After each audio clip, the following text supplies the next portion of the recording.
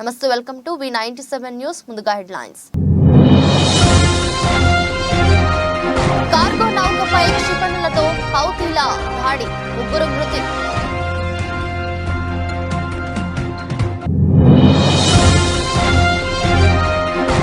శ్రీనగర్కు ప్రధాని మోదీ, ఆర్టికల్ 370 రద్దు తర్వాత తొలి పర్యటన.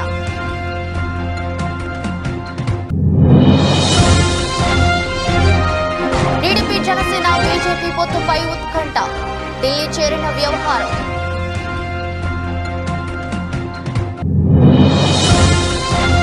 పవన్ కళ్యాణ్ కు చెక్ పెట్టేందుకు సీఎం జగన్ మాస్టర్ ప్లాన్, కాపు నేతలపై స్పెషల్ ఫోకస్ పెట్టిన జగన్ సర్కార్.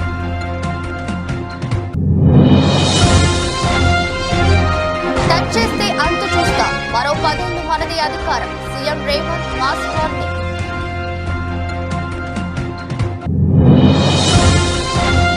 సొంత జాగా రేషన్ కార్డు ఉంటేనే ఇందిరమ్మ ఇల్లు, తొలి విడతలో 4.5 లక్షల మందికి ఇల్లు ఇస్తామన్న మంత్రి పొంగులేటి.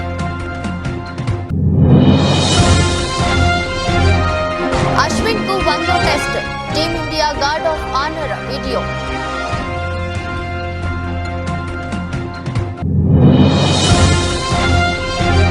బాలీవుడ్ లో రికార్డు, 10 రోజుల్లో 100 కోట్లు మార్కు దాటిన మంజుమల్ బాయ్స్.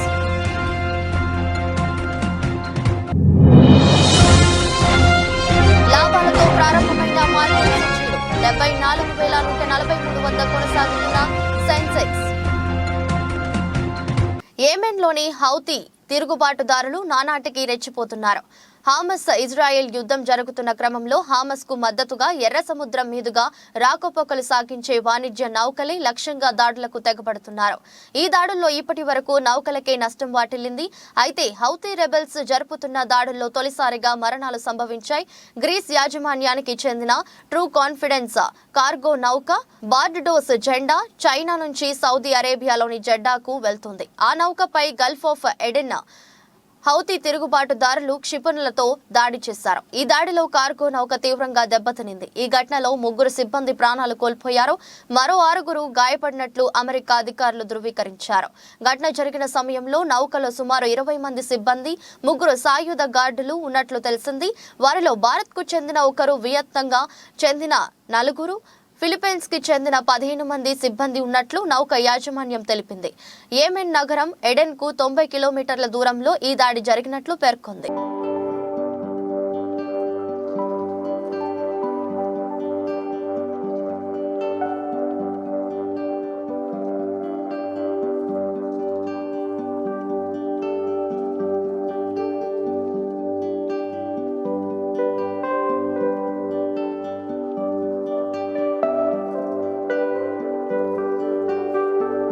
కాశ్మీర్లో ఆర్టికల్ 370 రద్దు చేసిన తర్వాత ప్రధాని మోదీ తొలిసారి ఇవాళ శ్రీనగర్ లో పర్యటించనున్నారు. అక్కడ ఆయన అనేక అభివృద్ధి కార్యక్రమాలను ప్రారంభించారు. సుమారు 6,400 కోట్ల ఖరీదైన పనులను ఆయన స్టార్ట్ చేయనున్నారు. శ్రీనగర్ లో బహిరంగ సభలో ఆయన ప్రసంగించనున్నారు. పక్షి స్టేడియంలో జరగనున్న వికసిత్ భారత్ వికసిత్ కాశ్మీర్ ప్రోగ్రాం నేపథ్యంలో ఆయన మాట్లాడారు. పక్షి స్టేడియం వల్ల భారీ బందోబస్తును పెంచారు. ప్రధాని ర్యాలీ జరిగే ప్రాంతాన్ని త్రివర్ణ పతాకాలతో నింపేశారు. లోక్సభ ఎన్నికలు సమీపిస్తున్న తరుణంలో కాశ్మీర్ అంశం మళ్లీ కీలకం కానుందని, జమ్మూ కాశ్మీర్ లో అసెంబ్లీ ఎన్నికలకు సంబంధించిన ప్రకటన కూడా చేస్తారేమో అన్న ఊహాగానాలు కూడా వినిపిస్తున్నాయి.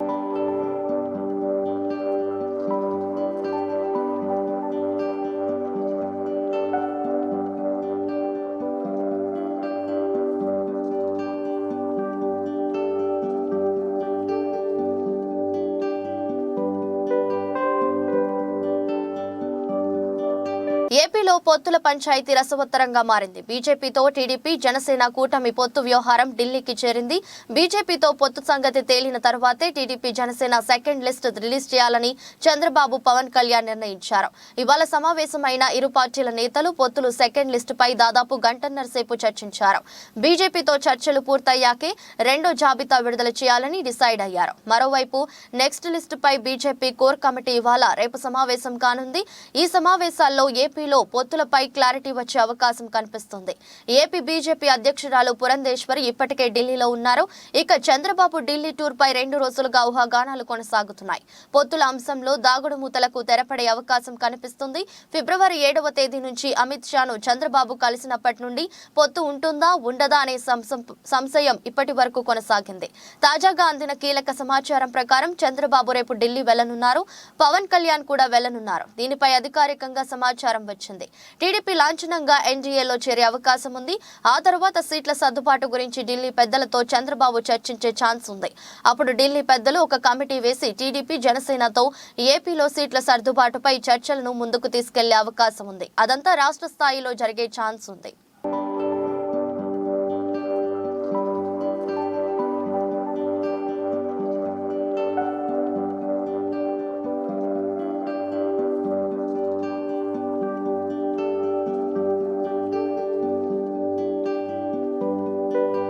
కాపు సీనియర్ నేతలపై వైసీపీ స్పెషల్ ఫోకస్ పెట్టింది. కాపు సీనియర్ నేతలు హరిరామ జోగయ్య, ముద్రగడ పద్మనాభంపై దృష్టి పెట్టిన వైసీపీ వారిని పార్టీలోకి చేర్చుకోవాలని చూస్తుంది.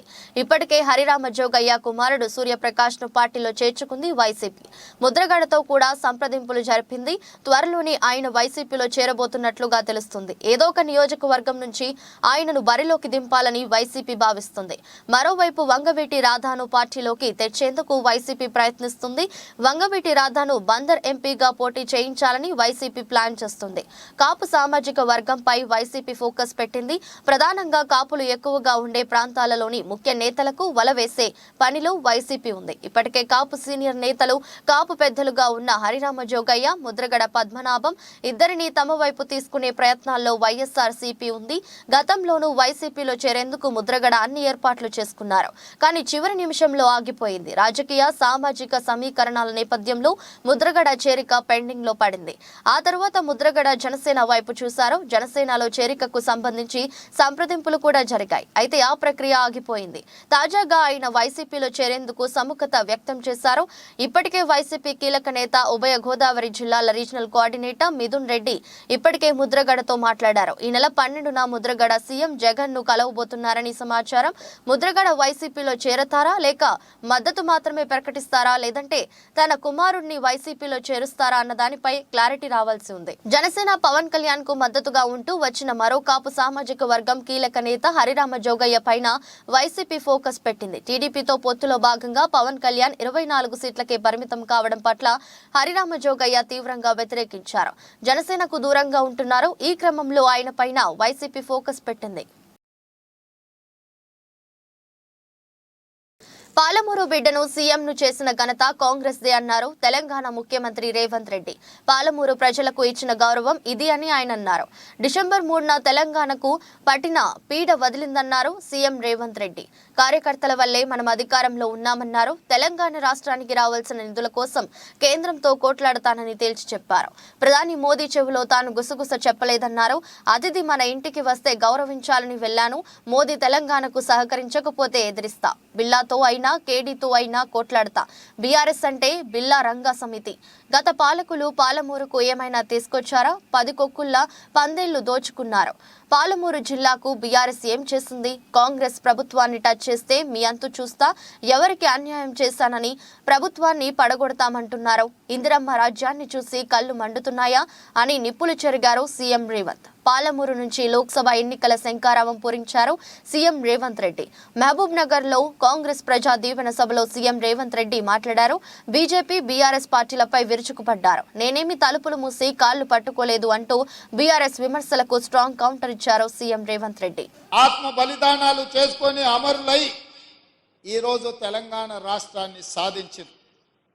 ఆనాడు అమరులైన బిడ్డలు మేము ఆత్మ బలిదానం చేసుకున్నా మా తమ్ముల్లో, మా చెల్లెల్లో భవిష్యత్ తరాలకు ఆదర్శంగా నిలబడి ఈ రాష్ట్రంలో మా ఉద్యోగాలు మాకు వస్తాయి. ఆ ఉద్యోగాల ద్వారా భవిష్యత్ తరాలకు సంబంధించిన దళితులు, గిరిజనులు, ఆదివాసీలు, బలహీన వర్గాలు, మైనారిటీల పిల్లలకు చదువులు చెప్తారు.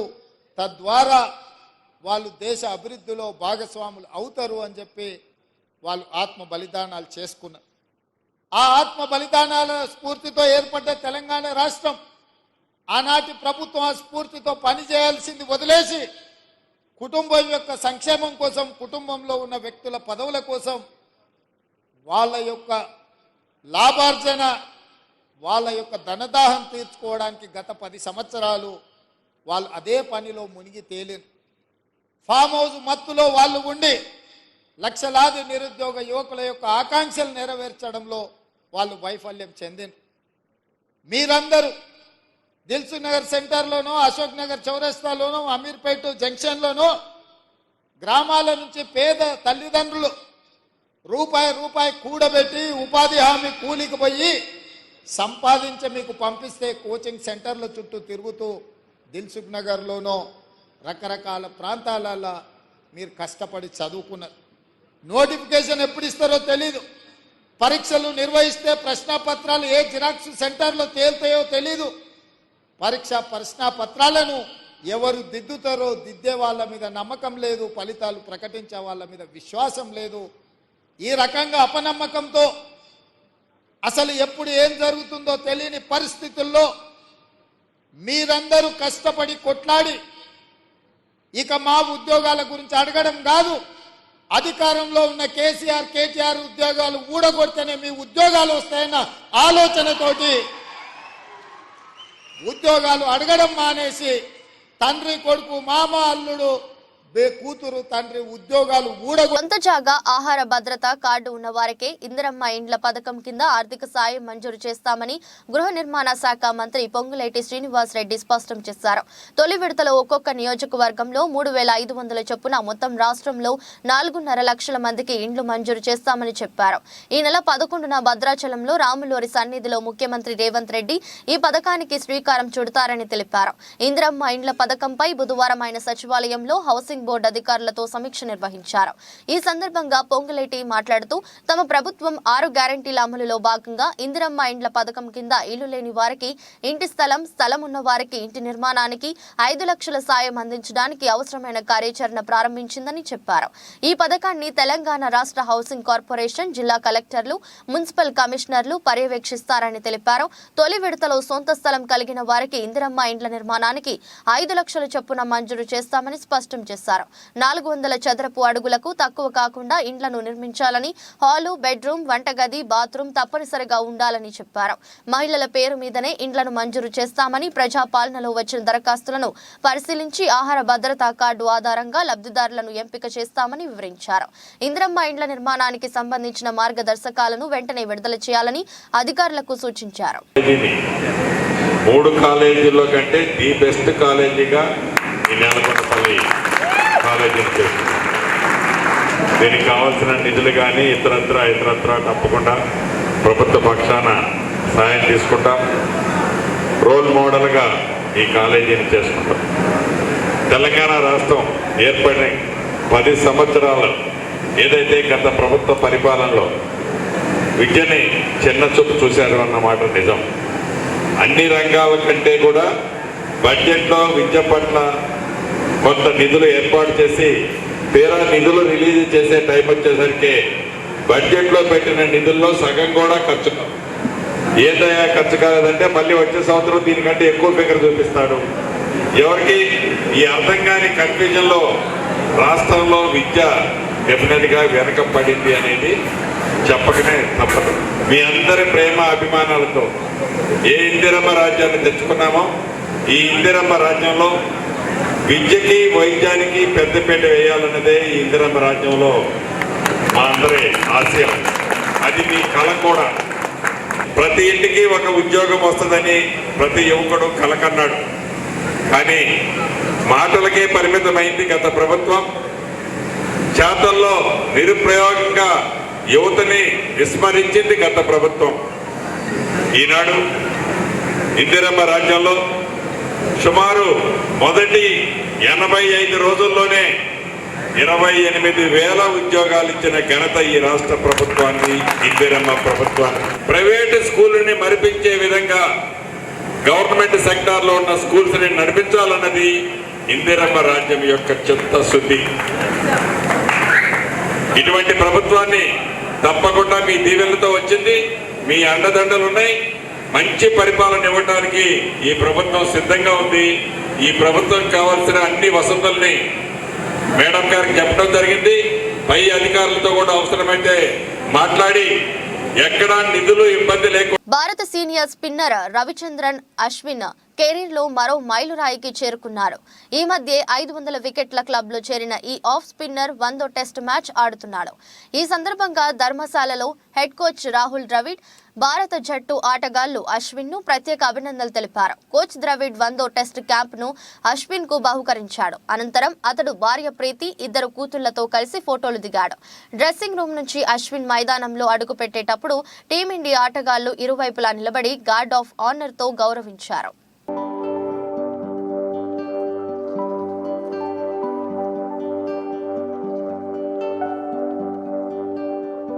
మలయాళంలో చిన్న సినిమాగా విడుదలై రికార్డులు బద్దలు కొడుతున్న చిత్రం మంజు మెల్ బాయ్స్ సర్వైవర్ థ్రిల్లర్ గా వచ్చిన ఈ మూవీ ఫిబ్రవరి 22న విడుదలై బాక్సాఫీస్ వద్ద సెన్సేషన్స్ క్రియేట్ చేస్తుంది.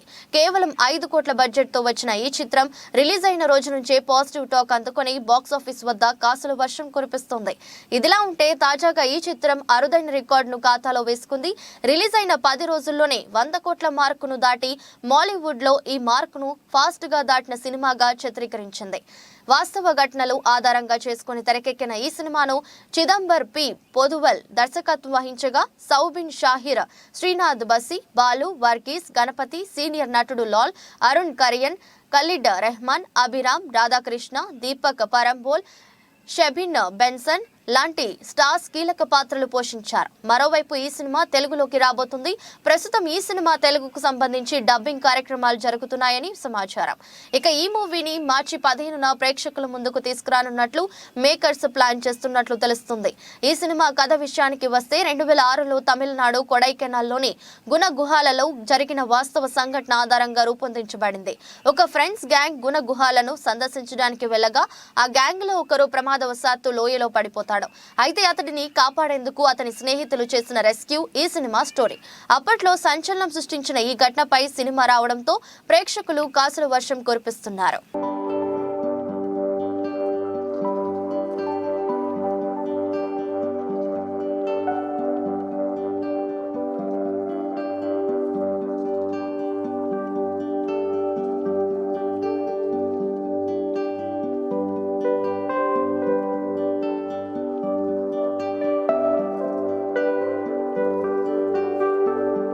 అంతర్జాతీయ మార్కెట్లలోని సానుకూల సంకేతాల మధ్య దేశీయ స్టాక్ సూచీలు గురువారం లాభాలతో ప్రారంభమయ్యాయి. ఉదయం 9:24 సమయంలో సెన్సెక్స్ 57 పాయింట్ల లాభంతో 74,143 వద్ద ట్రేడ్ అవుతుంది. నిఫ్టీ 15 పాయింట్లు పెరిగి 22,489 దగ్గర కొనసాగుతుంది. డాలర్తో పోలిస్తే రూపాయి మారకం విలువ 82.83 వద్ద ప్రారంభమైంది. సెన్సెక్స్ 30 సూచీలో JSW Steel, Bajaj Finserv, Bajaj Finance, Tata Steel, SBI, Power Grid, Asian Paints, HUL, HDFC Bank, Nestle India షేర్లు లాభాల్లో ట్రేడ్ అవుతున్నాయి. M&M, ICICI Bank, Infosys, Reliance, TCS, Axis Bank, Kotak Mahindra Bank, IndusInd Bank, UltraTech Cement, Titan షేర్లు నష్టాల్లో కొనసాగుతున్నాయి. అమెరికా మార్కెట్లు బుధవారం లాభాలతో ముగిశాయి. నేడు ఆసియా పసిఫిక్ ప్రధాన సూచీలు సానుకూలంగానే ఉన్నాయి. జపాన్లో నిక్కీ సూచీ ఆరంభంలో రికార్డు గరిష్టాన్ని తాకింది. అంతర్జాతీయ మార్కెట్లో బ్యారెల్ బ్రెంట్ చమురు ధర $82.85 వద్ద ట్రేడ్ అవుతుంది. విదేశీ సంస్థాగత మదుపరులు బుధవారం నికరంగా 2,767 కోట్లు విలువ చేసే షేర్లను కొనుగోలు చేశారు. దేశీయ సంస్థాగత మదుపరులు సైతం 2,150 కోట్ల స్టాక్స్ ను కొన్నారు.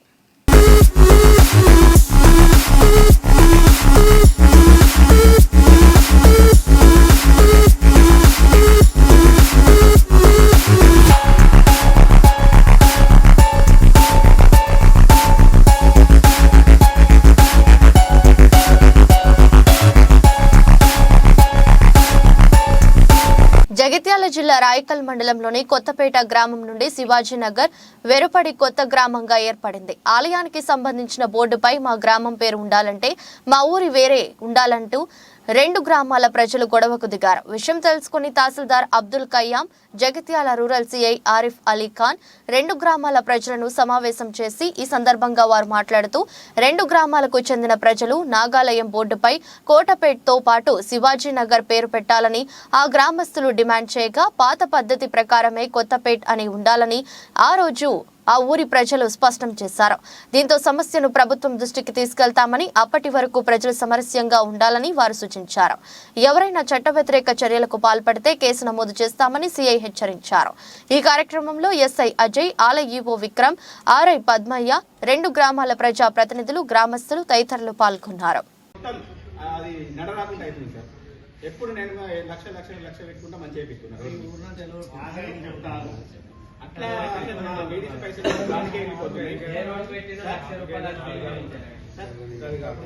అన్ని బిల్లులు ఇస్తాం.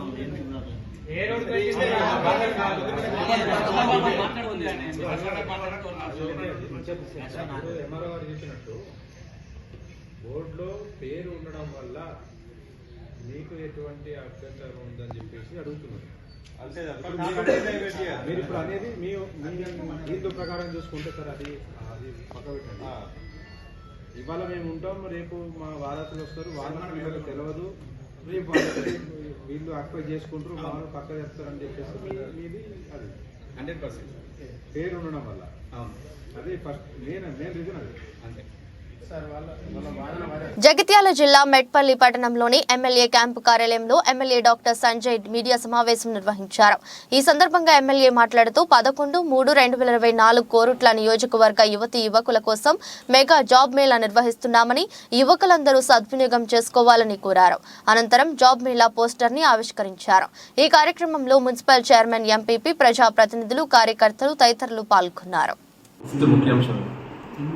మన కాన్స్టిట్యున్సీ యువకులకు మీ ద్వారా 11వ తారీఖు నాడు మెగా జాబ్ మేళా కండక్ట్ చేస్తా ఉన్నాము. దగ్గర 2000 ఉద్యోగాలు వస్తూ ఉన్నాయి. దగ్గర 50 కంపెనీలు కూడా వస్తూ ఉన్నాయి. ఆ రోజు ఎస్ఎస్సి దగ్గర నుండి పోస్ట్ గ్రాడ్యుయేషన్ విద్యార్థుల వరకు అన్నీ కూడా ఇన్ని రకాల జాబ్స్ ఉన్నాయి. మన వెంకటరెడ్డి ఫంక్షన్ హాల్ మెట్పల్లిలో పొద్దున్న 9 గంటలకు స్టార్ట్ అవుతుంది. దయచేసి నా రిక్వెస్ట్ ఏంటంటే అందరూ కూడా రిజిస్ట్రేషన్ 11 లోపల అయిపోతుంది. మేళా కంటిన్యూ అవుతుంది సాయంత్రం వరకు, కానీ రిజిస్ట్రేషన్స్ మాత్రం పొద్దున 11 లోపలే రిజిస్ట్రేషన్స్ అన్నీ అయిపోతాయి. ఇంకో క్యూఆర్ కోడ్ కూడా మేము ఇస్తూ ఉన్నాం. ఇప్పుడు వాళ్ళకి కావాల్సి డైరెక్ట్లీ కూడా రిజిస్ట్రేషన్ చేసుకోవచ్చు. సో దయచేసి మా విద్యార్థులందరికీ కూడా నా రిక్వెస్ట్, విద్యార్థులకు, యువకులకు, 10th పాస్ అయిన వాళ్ళకి, ఇంటర్మీడియట్ వాళ్ళకి, డిగ్రీ చేసిన వాళ్ళకి, పోస్ట్ గ్రాడ్యుయేషన్ చేసిన వాళ్ళకి, వీళ్ళందరికీ కూడా అవకాశాలు ఉన్నాయి. ఇప్పుడు ఈ ఉద్యోగాల్లో హైదరాబాద్ నుండి దగ్గర 50 కంపెనీలు వస్తూ ఉన్నాయి. సో దయచేసి దాన్ని తప్పకుండా అందరూ కూడా వినియోగించుకోవాలి. మీకు తెలిసిన వాళ్ళకి కూడా మీరు చెప్పండి. దయచేసి దీనికి కొద్దిగా మంచి పబ్లిసిటీ ఇవ్వండి. వార్తలు ముగించే ముందు మరోసారి హెడ్లైన్స్. కార్గో నౌకపై క్షిపణులతో హౌతీల దాడి, 3 మృతి.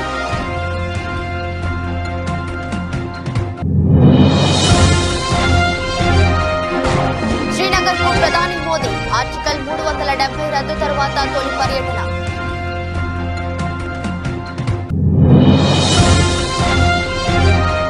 టీడీపీ, జనసేన, బీజేపీ పొత్తుపై ఉత్కంఠ, ఢిల్లీ చేరిన వ్యవహారం.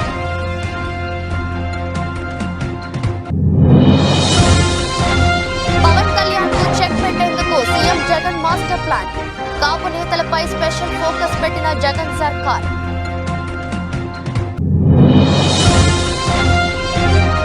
టచ్ చేస్తే అంతు చూస్తా, మరో 10 ఏళ్లు మనది అధికారం, CM Revanth mass warning.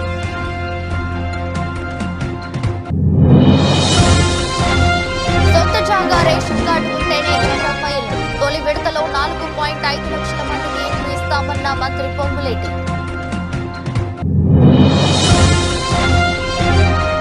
Ashwin కు 100వ test, team India guard of honour video.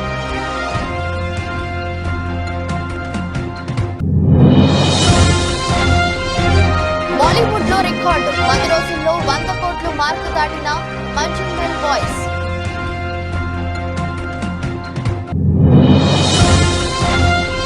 లాభాలతో ప్రారంభమైన మార్కెట్ సూచీలు 74,143 వద్ద కొనసాగుతున్న సెన్సెక్స్. ఇది రోజు బులెటిన్. మరో బులెటిన్లో మళ్ళీ కలుద్దాం. అంతవరకు సెలవు. నమస్కారం.